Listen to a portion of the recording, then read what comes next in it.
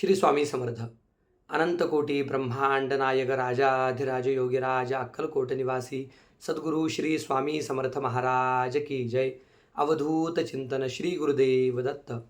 श्री स्वामी समर्थ. मंडळी नमस्कार. सर्वप्रथम आपल्या सर्वांना दीपावलीनिमित्त हार्दिक शुभेच्छा.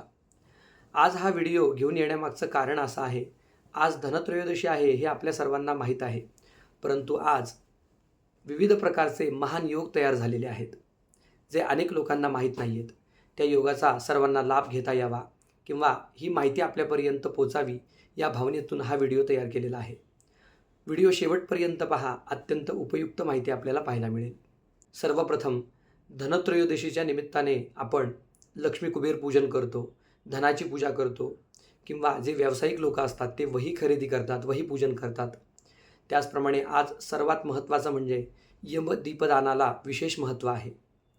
मग यमदीपदान का करावं? आजच्या दिवशी आपण यमदीपदान केल्याने अपमृत्यूचा नाश होतो, अपमृत्यूचं भय निवारण होतं आणि यमदेवतेची अखंड कृपादृष्टी आपल्यावर तसंच आपल्या परिवारावर राहते. आपण काय करावं? सायंकाळच्या वेळी शुचिर्भूत होऊन कणकेचा दिवा तयार करावा. त्या दिव्यामध्ये मोहरीचं तेल घालून दक्षिण दिशेला तोंड करून तो दिवा प्रज्वलित करून ठेवावा आणि पुढील प्रमाणे आपण श्लोक म्हणून यमदेवतेची प्रार्थना करावी.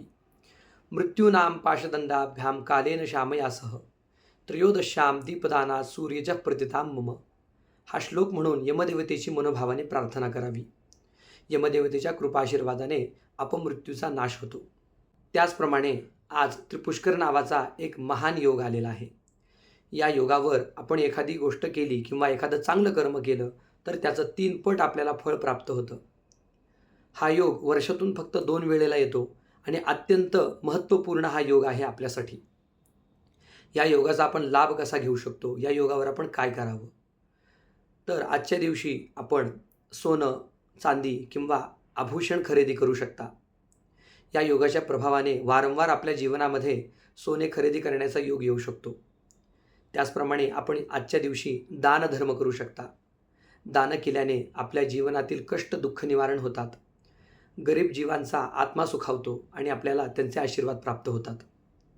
त्याचप्रमाणे आजच्या दिवशी आपण कर्जमुक्तीसाठी उपाय करू शकता किंवा आपलं कर्ज कमी व्हावं या भावनेतून आपण बँकेमध्ये थोडेसे पैसे भरू शकता किंवा कर्ज कमी होण्यासाठी थोडे पैसे बाजूला काढून ठेवू शकता.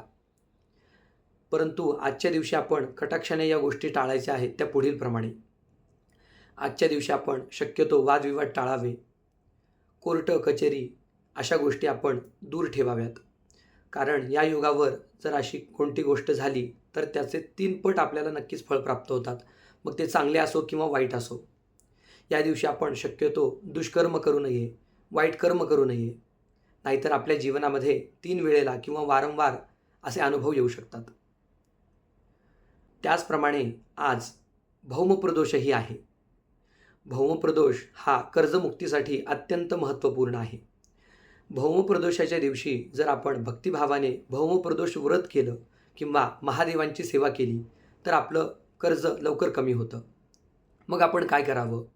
सायंकाळच्या वेळी प्रदोषकाळी भगवान शंकरांच्या मंदिरामध्ये जावं, भगवान शंकरांना दूध पाणी अर्पण करावं, पांढरं फूल बेलपत्र अर्पण करावं, तुपाचा दिवा लावावा आणि भगवान शंकरांचं नामस्मरण करावं, ओम नमः शिवाय जप करावा किंवा आपल्याला जी काही सेवा करता येईल भगवान शंकरांची ती भक्तिभावाने करावी.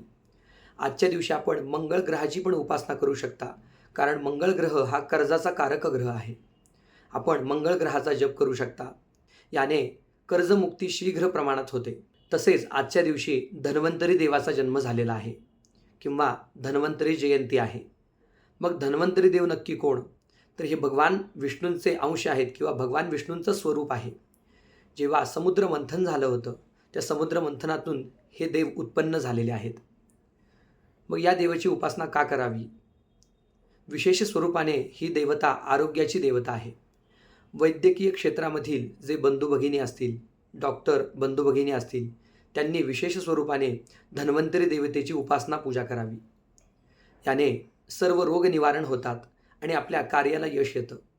अनेक वेळेला माझ्याकडे काही डॉक्टर बंधू भगिनी येतात. ते मला वारंवार म्हणतात, आम्ही भरपूर कष्ट करतो परंतु हवं तसं यश आम्हाला येत नाही. तर आपल्याला यशप्राप्तीसाठी किंवा आपण केलेल्या उपचारावर लवकर रुग्णांना गुण यावा यासाठी आपण धन्वंतरी देवतेची पूजा करू शकता. तर धन्वंतरी देवाची पूजा कशी करावी? आपल्या घरामध्ये धन्वंतरी देवतेची मूर्ती असेल किंवा फोटो असेल तर आपण पूजन करू शकता. सायंकाळच्या वेळी मूर्तीला आपण पंचामृताने स्नान घालावं किंवा दुधाने स्नान घालावं. गंध, धूप, दीप, नैवेद्य दाखवून भक्तिभावाने त्यांची प्रार्थना करावी. फक्त वैद्यकीय क्षेत्र सोडून अनेक लोक पण ही पूजा करू शकतात किंवा धन्वंतरी देवाची उपासना करू शकतात. प्रामुख्याने रोगनिवारण होण्यासाठी या देवाची पूजा केली जाते. तसेच आपल्या घरामध्ये कोण भरपूर आजारी असेल, एखादा रोग झालेला आहे, आजार झालेला आहे, तो लवकर बरा होत नाही, तर आपण धन्वंतरी देवाचा आपण प्रामुख्याने पूजन करू शकता.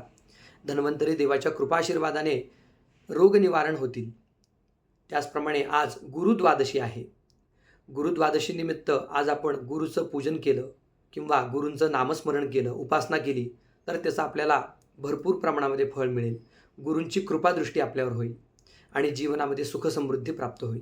आज आलेल्या योगांचा आपण लाभ घ्यावा.